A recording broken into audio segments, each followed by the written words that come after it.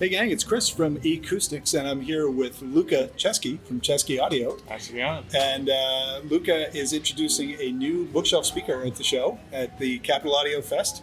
And Lucca, why don't you tell us a little bit about the speaker? Yeah, so it is called the LC1 bookshelf monitor.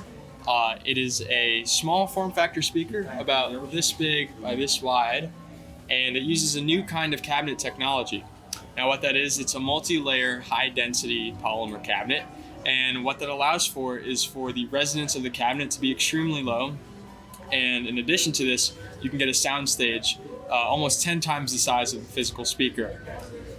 In addition to this, the tweeter and woofer are placed really close together, so you get the effect almost of a concentric driver, giving you close to perfect impulse response and crystal clear imaging. A combination of the both give for a seamless listening experience. Awesome. And how about you going to be selling these for? Yes, these are going to be $498 each, $998 for the pair. $498 each? Yes. That's I want to crazy. give the best bang for my buck. Awesome. All right, great. Thanks for joining us.